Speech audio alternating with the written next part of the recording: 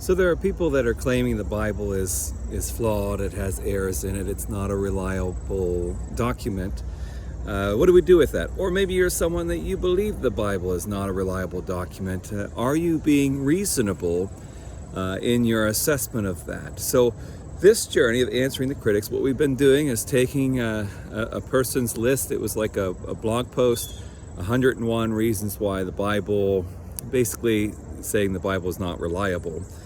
And we've been going through those lists of reasons. Another reason is, how in the world did Noah fit all those animals into that ark? Because there's a couple of concerns there. One, it seems like this was 4,000 years ago that Noah built the ark, and it says that he put all the animals in there, or like 2 of every kind and then 7 of every kind. The numbers are back and forth depending on clean and unclean animals, but nonetheless, when we think about all the present species of animal life today, that could constitute about 50 million different types of animals, that he had to have 2 of each of those or more on that ark. And we see the description of its size and we think, well, how in the world could he have actually done that?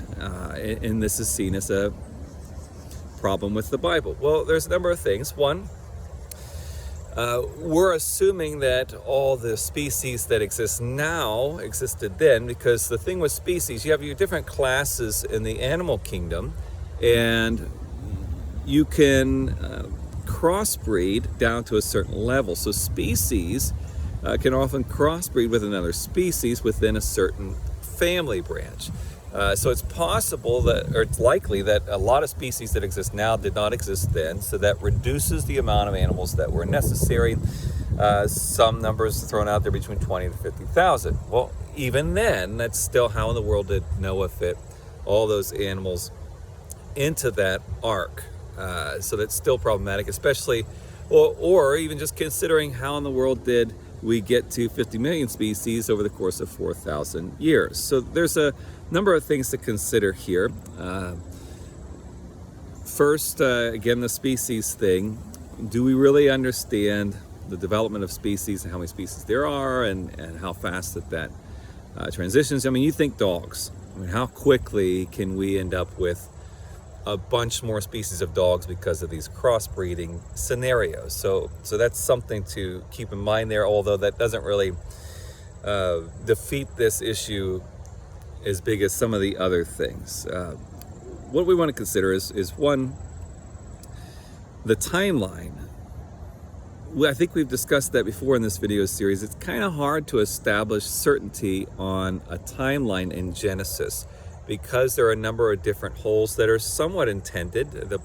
Genesis was meant to be somewhat vague for different reasons. So it's hard to say for sure that Noah's ark took place 4,000 years ago and not longer. It doesn't mean it wasn't, but that's something that is a question mark in there that we need to keep in mind. Also, keep in mind that, just like I said, Genesis is a vague book. So the measurements that are given for the ark, it's not really certain that we're actually translating the correct size today. It's possible that boat was bigger than what we're estimating. We don't really know. So to hold the Bible accountable to our ability to grasp the amount of species that would have gone on the boat, or the size of that boat, or how long ago the boat was built, is really not fair, because we don't have enough information to really pin those things down and then say the Bible must be held accountable to this. So we have to keep that in mind. We also need to keep in mind a number of our assumptions that could be getting in the way of our interpretation of what's happening here and the way we're reacting to it. One is that, and this seems to be a common thing in the scientific community, especially those that are counter to biblical thinking into the Bible, is that you can figure out a mathematical rate of something and then just assume that there was never any intervention in the interim. Grand Canyon, for example, how long did it take for the Grand Canyon to become become what it did based on the rate of erosion, the present rate of erosion. But again, that's assuming that you know that there was no intervention. There was no variable of that over the course of thousands of years. You can't really know that. So same with the development of animal species. How do you know there wasn't intervention? I mean, today we have breeders that are intentionally trying to breed different types. Other breeders, a lot of breeders are trying to keep purebreds, but even now, what is a purebred? So there's all of those dynamics there. You know, how do you know what was taking place? So to be able to say, because of a mathematical equation that assumes there are no variables, that you're getting the correct information on how many species is needed is highly questionable. Also, the way we gather information, sometimes we get to a point where we think we've exhausted all routes and we've gained all the information that there is to be had so that we know exactly what's happening. I still don't get that. I still don't get how we think we ever reach that point. You know, we study, we acquire information and knowledge and experience, and we are the better for it. We know better than we did before we had that information.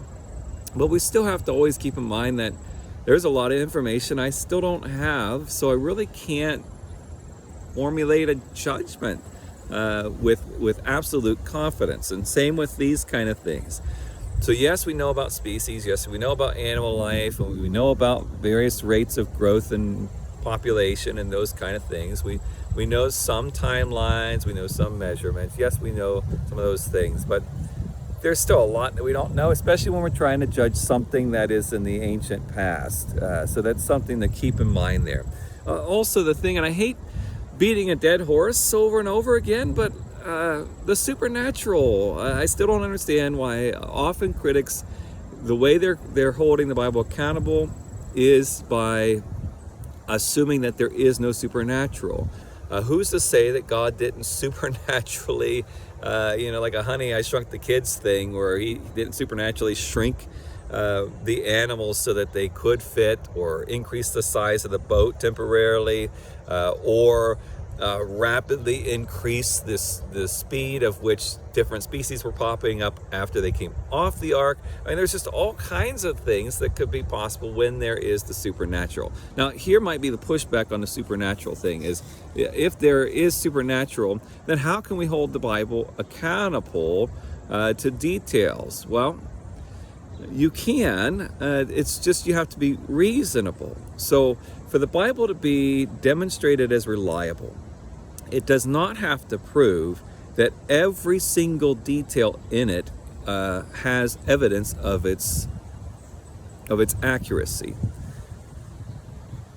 All you need is really just a few, just some. You can just, if you can demonstrate like the resurrection of Christ and his historicity, the historicity of the existence of the people of Israel, of ancient Israel, as long as you could demonstrate some of the things are accurate, that should be reasonable, especially when you're considering an ancient document. If you look at demonstrating the authenticity of all other ancient documents, you just need a handful of evidences to say, okay, I think we got a legitimate, reliable document. Now, we can't have contradictions, and I think that's the effort of this guy as well as others. And so if you start to see that there's, this claim of detail and this claim of detail and this claim of detail, and that was absolutely not true, well, then you're starting to bring question to the reliability of the Bible. But we don't have that, because most of the time the accusations are assuming that there can't be a supernatural intervention, or that we lack enough information to confirm certain things that took place in the Bible. And that is not sufficient to downgrade the Bible to something that's unreliable. So these are things that we just have to, if you're logical and thoughtful and thinking things through, it's most, again, if not all of the accusations that the Bible's not reliable just falls flat. And I challenge you to, if you are a critic of the Bible, to really put that criticism towards your own claims. And if you are a supporter of the Bible, then think through things strong in a healthy way, and you'll figure it out. Most of the time, you don't have to go very far. to figure out these answers. If you do, or if you have questions or things that you're not sure of yourself, whether you're a critic or not, please leave that in the comments, and that could guide some future videos that I can give some help on defending the Bible and answering your questions. Or if you like the video or the content, please share it either on your page or with someone directly, or give us a like or a follow. Subscribe to the channel if you're on YouTube, follow the page on Facebook, and you'll help us get this information out there to others. All right, so let's continue to trust the Bible. Thank you, and see you next time.